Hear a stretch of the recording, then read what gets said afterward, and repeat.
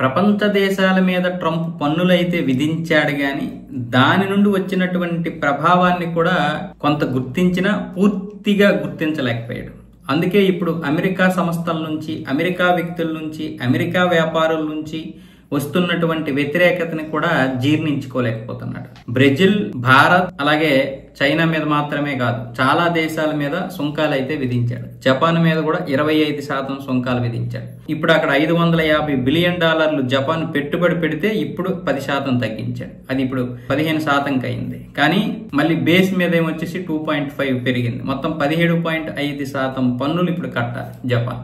$550 billion పెట్టినా కూడా ఇక్కడ టారిఫ్లు అయితే మాత్రం అలా ఉన్నాయి 17.5.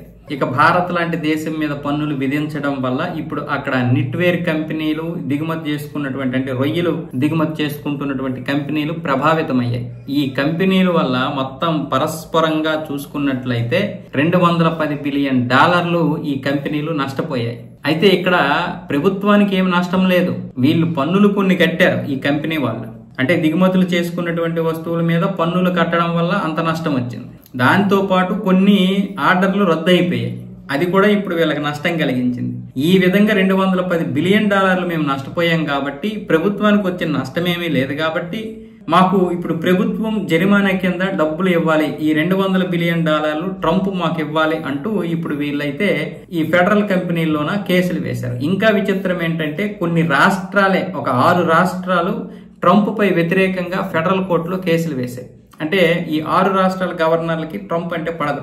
దాంతో వాళ్ళు కేసులు వేస్తే ఇప్పుడేమొచ్చేసి అక్కడ కోర్టులు వాటిని పరిశీలించి ఇది అంతర్జాతీయ చట్టాలకి విరుద్ధం మాత్రమే కాదు, అధికార దుర్వినియోగం చేసి ఈ పన్నులు విధించారు కాబట్టి వెంటనే వీటిని తక్షణం నిషేధించాలి అంటూ ఉత్తర్వులు జారీ చేసింది. దీని మీద ట్రంప్ కూడా అప్పీల్ చేస్తే దాన్ని కూడా తిరస్కరించాయి ఫెడరల్ కోర్టులు. తర్వాత ఆయన సుప్రీంకోర్టుకి వెళ్ళడం జరుగుతోంది. ఇప్పుడు దీని గురించి కూడా సుప్రీంకోర్టుకి వెళ్తున్నాడు. ఇంతకు ముందు ఏమొచ్చేసి ఈ పన్నులు వేయొద్దు అంటే ఏదైతే చెప్పే కోర్టులు దాని గురించి కూడా సుప్రీంకోర్టుకి వెళ్తున్నాడు. ఇప్పుడు ఈ జరిమానా విషయంలో కూడా సుప్రీంకోర్టుకి వెళ్తానంటున్నాడు. కానీ ఈ జరిమానా విషయంలో ఎక్కడ మాట్లాడలేదు ట్రంప్.